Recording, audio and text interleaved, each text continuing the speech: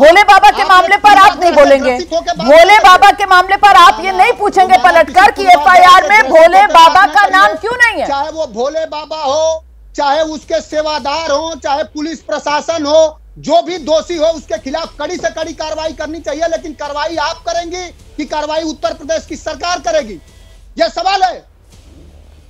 ठीक है, हो गया आपका, सरकार ही करेगी सर, और सरकार से ही सवाल पूछेंगे। लेकिन वो एक बात जो कहने में आपने इतना वक्त लगा दिया, बहुत देर कर दी ना सर, बहुत वक्त जाया हो गया। मैं आगे बढ़ती हूँ, हमारे बाकी दो मेहमान इंतजार कर रहे हैं। मैं जरा मनन साहब का रुख करती हूँ और जानती हूँ मनन साहब से। मनन सर, आपको हैरानी हुई सर? मतलब 121 लोगों की मौत हो जाती है और ऐसे में वो बाबा जिसको लेकर अब कुंडली उसकी जैसे जैसे खुल रही है तो पता चल रहा है किस तरीके से उसका रसूख था इतने सालों में, कैसे अलग अलग राजनीतिक दलों का कहीं ना कहीं छत्र छाया में जो वो फला फूला इस मुकाम पर पहुंच गया है कि सत्संग उसका था सर, और बावजूद इसके जो एफआईआर होती है उसमें बाबा का नाम दूर दूर तक कहीं नजर नहीं आता। मनन साहब,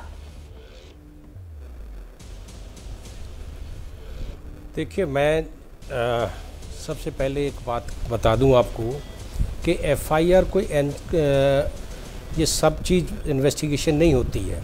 अगर किसी का नाम एफआईआर में नहीं है, even in murder case individual में भी, यहाँ तो 121 लोगों की मृत्यु हुई है, अगर ड्यूरिंग इन्वेस्टिगेशन किसी का नाम सरफेस होता है, जैसे बाबा का अब नाम सरफेस हो रहा है, तो वो अपने आप ही अभियुक्त बन गया है।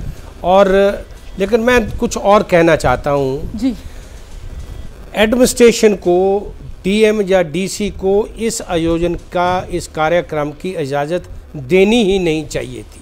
अगर दे दी थी तो उसका निरीक्षण करना चाहिए था कि कितना आदमी, 50,000 लाख, क्या वहाँ इनका जो मैनेजमेंट है उनके पास पूरे हर किस्म के वहाँ पे आदमियों का जाना आना, निकलना, बैठने का, पानी पीने का, या अगर कोई वहाँ पे दुर्घटना हो जाती है उस हालात में आदमियों को, औरतों को निकालने का कोई रास्ता है या नहीं है। बहुत सी चीज़ें होती हैं। मैं आपको एक एग्जाम्पल देता हूँ। दिल्ली में राधा स्वामी का 50 लाख आदमी आता है लेकर आईआईटी से राधा स्वामी का जहाँ पे डेरा है वहाँ तक हर 100 गज पर ट्रैफिक का इंतज़ाम होता, उनके अपने वॉलंटियर्स होते हैं, पुलिस नहीं होती वहाँ पे। सारा काम एडमिनिस्ट्रेशन ने नहीं करना है, ये इंडिविजुअल प्राइवेट फंक्शन है, ये कोई गवर्नमेंट का कार्यक्रम नहीं था। ये बाबा को चाहिए था कि अपने जितने भी सेवादार थे, जहाँ अपना जो कार्यक्रम कर रहा था उस पर पूरे वॉलंटियर इस ढंग से लगाते कि किसी प्रकार की घटना ना हो।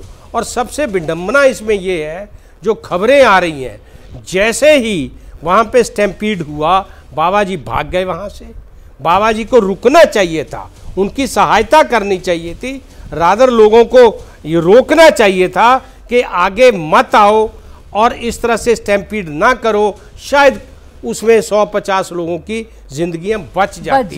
लेकिन इतने दिनों से कोई एनको आमिन और ये बाबा साहब, जो मैं कई बाबाओं के केस कर रहा हूँ, करे भी हैं, और अभी मेरे एक पैनलिस्ट ने नाम आसाराम जी का लिया, मैं उसकी बेल मैटर में सबसे पहले मैं ही लॉयर था। मैंने इनके अनुयायी देखे हैं। बाबाओं के जो अनुयायी होते हैं ये इतने कट्टर अनुयायी, इतने मैं कह सकता हूँ कि जान भी दे सकते हैं उनके लिए। आपने राम रहीम जी का देखा, आसाराम जी का देखा, ना जाने और कितने हैं। लेकिन जितने भी ये आयोजन होते हैं ये प्राइवेट होते हैं, ये गवर्नमेंट के द्वारा नहीं होते हैं।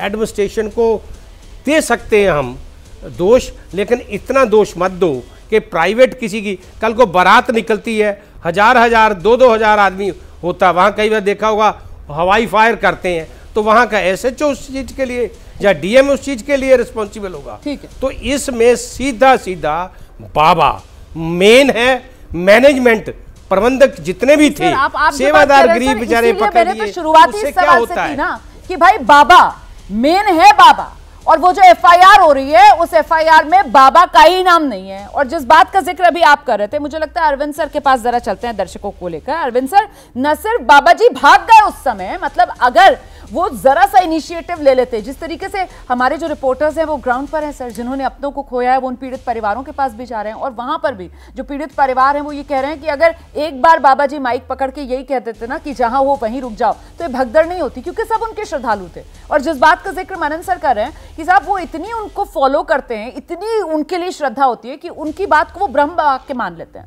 अगर एक बार बाबा जी वहां पर जरा सी कोशिश कर लेते हालात काबू करने की, तो शायद ऐसी भगदड़ और इतनी जानें नहीं जाती। जैसे ही घड़ी का काटा दोपहर 2:30 पे आए, बबीता जी का दिल सास बहू साजिश के लिए मचल जाए।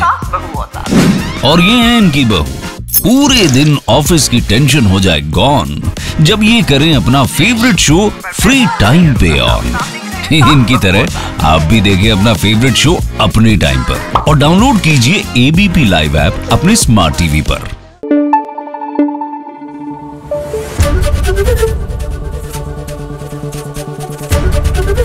एबीपी न्यूज आपको रखे आगे।